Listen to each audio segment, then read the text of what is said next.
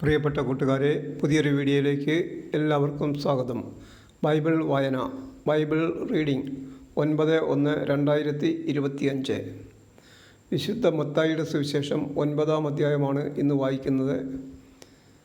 28 അധ്യായങ്ങളുള്ള വിശുദ്ധ മത്തായിയുടെ സുവിശേഷം ജനുവരി 1-ാം തീയതി മുതൽ വായിച്ചു തുടങ്ങി. ജനുവരി 28-ന് ഈ വായന പൂർത്തിയാകും എന്ന് പ്രതീക്ഷിക്കുന്നു. ഇന്ന് 9/1/2025. ഇന്ന് വായിക്കുന്നത് 9-ാം അധ്യായം. മത്തായി അധ്യായം 9. തളർവാദ രോഗിയെ സുഖപ്പെടുത്തുന്നു. യേശു തോണിയിൽ കയറി കടൽ കടന്ന് സ്വന്തം പട്ടണത്തിലെത്തി. അവർ ഒരു തളർവാദ രോഗിയെ ശയ്യയോടെ അവൻ്റെ അടുക്കൽ കൊണ്ടുവന്നു. അവരുടെ വിശ്വാസം കണ്ട് അവൻ തളർവാദ രോഗിയോട് അരുളി ചെയ്തു, മകനെ, ധൈര്യമായിരിക്കുക, നിൻ്റെ പാപങ്ങൾ ക്ഷമിക്കപ്പെട്ടിരിക്കുന്നു. അപ്പോൾ നിയമജ്ഞരിൽ ചിലർ പരസ്പരം പറഞ്ഞു, ഇവൻ ദൈവദൂഷണം പറയുന്നു. അവരുടെ വിചാരങ്ങൾ ഗ്രഹിച്ച് യേശു ചോദിച്ചു, നിങ്ങൾ ഹൃദയത്തിൽ തിന്മ വിചാരിക്കുന്നതെന്ത്? ഏതാണ് എളുപ്പം, നിൻ്റെ പാപങ്ങൾ ക്ഷമിക്കപ്പെട്ടിരിക്കുന്നു എന്ന് പറയുന്നതോ എഴുന്നേറ്റ് നടക്കുക എന്ന് പറയുന്നതോ? ഭൂമിയിൽ പാപങ്ങൾ ക്ഷമിക്കാൻ മനുഷ്യപുത്രന് അധികാരമുണ്ടെന്ന് നിങ്ങൾ അറിയേണ്ടതിനാണിത്. അനന്തരം അവൻ തളർവാദ രോഗിയോട് പറഞ്ഞു, എഴുന്നേറ്റ് നിൻ്റെ ശയ്യയും എടുത്ത് വീട്ടിലേക്ക് പോകുക. അവൻ എഴുന്നേറ്റ് വീട്ടിലേക്ക് പോയി. ഇത് കണ്ട് ജനക്കൂട്ടം ഭയചകിതരായി. മനുഷ്യർക്ക് ഇത്തരം അധികാരം നൽകിയ ദൈവത്തെ മഹത്വപ്പെടുത്തി. മത്തായിയെ വിളിക്കുന്നു. യേശു അവിടെ നിന്ന് നടന്നു നീങ്ങവേ മത്തായി എന്നൊരാൾ ചുങ്കസ്ഥലത്ത് ഇരിക്കുന്നത് കണ്ട് യേശു അവനോട് പറഞ്ഞു, എന്നെ അനുഗമിക്കുക. അവൻ എഴുന്നേറ്റ് യേശുവിനെ അനുഗമിച്ചു. യേശു അവൻ്റെ ഭവനത്തിൽ ഭക്ഷണത്തിനിരുന്നപ്പോൾ അനേകം ചുങ്കക്കാരും പാപികളും വന്ന് അവനോടും ശിഷ്യന്മാരോടും കൂടെ ഭക്ഷണത്തിനിരുന്നു. ഫരിസേയർ ഇത് കണ്ട് ശിഷ്യന്മാരോട് ചോദിച്ചു, നിങ്ങളുടെ ഗുരു ചുങ്കക്കാരോടും പാപികളോടും കൂടെ ഭക്ഷിക്കുന്നത് എന്തുകൊണ്ട്? ഇത് കേട്ട് അവൻ പറഞ്ഞു, ആരോഗ്യമുള്ളവർക്കല്ല, രോഗികൾക്കാണ് വൈദ്യനെ കൊണ്ട് ആവശ്യം. ബലിയല്ല, കരുണയാണ് ഞാൻ ആഗ്രഹിക്കുന്നത് എന്നതിൻ്റെ അർത്ഥം നിങ്ങൾ പോയി പഠിക്കുക. ഞാൻ വന്നത് നീതിമാന്മാരെ വിളിക്കാനല്ല, പാപികളെ വിളിക്കാനാണ്. ഉപവാസത്തെക്കുറിച്ച് തർക്കം. യോഹന്നാൻ്റെ ശിഷ്യന്മാർ യേശുവിൻ്റെ അടുത്ത് വന്ന് ചോദിച്ചു, ഞങ്ങളും ഫരിസേയരും ഉപവസിക്കുകയും നിൻ്റെ ശിഷ്യന്മാർ ഉപവസിക്കാതിരിക്കുകയും ചെയ്യുന്നത് എന്തുകൊണ്ട്? അവൻ അവരോട് പറഞ്ഞു, മണവാളൻ കൂടെയുള്ളപ്പോൾ മണവറ തോഴർക്ക് ദുഃഖമാചരിക്കാനാവുമോ? മണവാളൻ അവരിൽ നിന്ന് അകറ്റപ്പെടുന്ന ദിവസങ്ങൾ വരും, അപ്പോൾ അവർ ഉപവസിക്കും. ആരും പഴയ വസ്ത്രത്തിൽ പുതിയ തുണിക്കഷ്ണം തുന്നിപ്പിടിപ്പിക്കാറില്ല.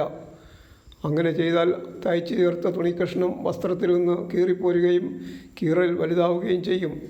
ആരും പുതിയ വീഞ്ഞ് പഴയ തോൽക്കുടങ്ങളിൽ ഒഴിച്ചു വയ്ക്കാറില്ല. അങ്ങനെ ചെയ്താൽ തോൽക്കുടങ്ങൾ പൊട്ടി വീഞ്ഞ് ഒഴുകിപ്പോവുകയും കുടങ്ങൾ നഷ്ടപ്പെടുകയും ചെയ്യും. അതിനാൽ പുതിയ വീഞ്ഞ് പുതിയ തോൽക്കുടങ്ങളിലാണ് ഒഴിച്ചു വയ്ക്കുക. അപ്പോൾ രണ്ടും ഭദ്രമായിരിക്കും. രക്തസ്രാവക്കാരി ഭരണാധിപൻ്റെ മകൾ. അവൻ അവരോട് സംസാരിച്ചു കൊണ്ടിരിക്കുമ്പോൾ ഒരു ഭരണാധികാരി അവനെ സമീപിച്ച് താണു വണങ്ങിക്കൊണ്ട് പറഞ്ഞു, എൻ്റെ മകൾ അല്പം മുമ്പ് മരിച്ചുപോയി. നീ വന്ന് അവളുടെ മേൽ കൈവയ്ക്കുമെങ്കിൽ അവൾ ജീവിക്കും. യേശുവും ശിഷ്യന്മാരും അവനോടൊപ്പം പോയി. 12 വർഷമായി രക്തസ്രാവം നിമിത്തം കഷ്ടപ്പെട്ടിരുന്ന ഒരു സ്ത്രീ പിന്നിലൂടെ വന്ന് അവൻ്റെ വസ്ത്രത്തിൻ്റെ വിളുമ്പിൽ സ്പർശിച്ചു. അവൻ്റെ വസ്ത്രത്തിൽ ഒന്ന് സ്പർശിച്ചാൽ മാത്രം മതി, എനിക്ക് സൗഖ്യം കിട്ടും എന്ന് അവൾ ഉള്ളിൽ വിചാരിച്ചിരുന്നു. യേശു തിരിഞ്ഞ് അവളെ നോക്കി അരുളി ചെയ്തു, മകളെ, ധൈര്യമായിരിക്കുക, നിൻ്റെ വിശ്വാസം നിന്നെ രക്ഷിച്ചിരിക്കുന്നു. ആ നിമിഷം മുതൽ അവൾ സൗഖ്യമുള്ളവളായി. യേശു ഭരണാധികാരിയുടെ ഭവനത്തിലെത്തി. കുഴലൂത്തുകാരെയും ബഹളം വയ്ക്കുന്ന ജനങ്ങളെയും കണ്ട് പറഞ്ഞു, നിങ്ങൾ പുറത്തു പോകുവിൻ, ബാലിക മരിച്ചിട്ടില്ല, അവൾ ഉറങ്ങുകയാണ്. അവരാകട്ടെ അവനെ പരിഹസിച്ചു.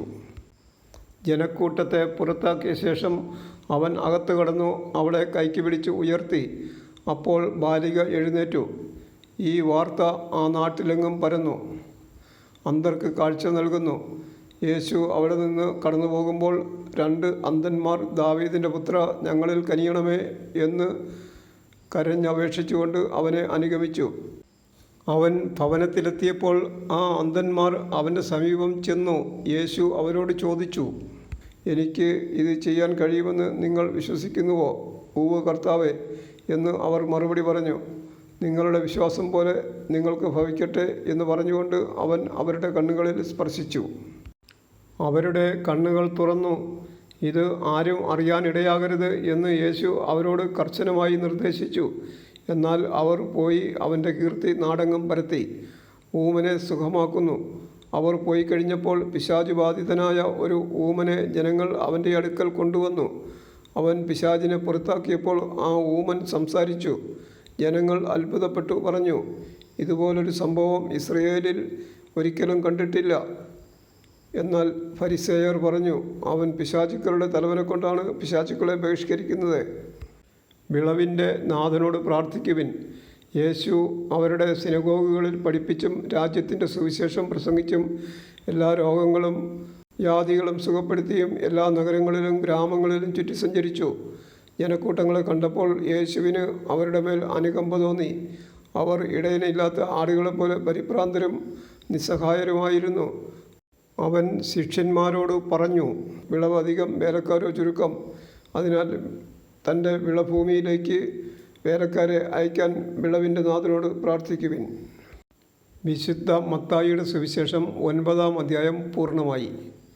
28 അധ്യായങ്ങളുള്ള ഈ സുവിശേഷം മുഴുവൻ വായിക്കാൻ കൃപ തരണമേ എന്ന് ദൈവത്തോട് പ്രാർത്ഥിക്കുന്നു. ഇന്ന് വിശുദ്ധ മത്തായിയുടെ സുവിശേഷം 9-ാം അധ്യായം വായന പൂർണ്ണമായി. അതിന് സഹായിച്ച ദൈവത്തോട് നന്ദി പറയുന്നു. Thank you.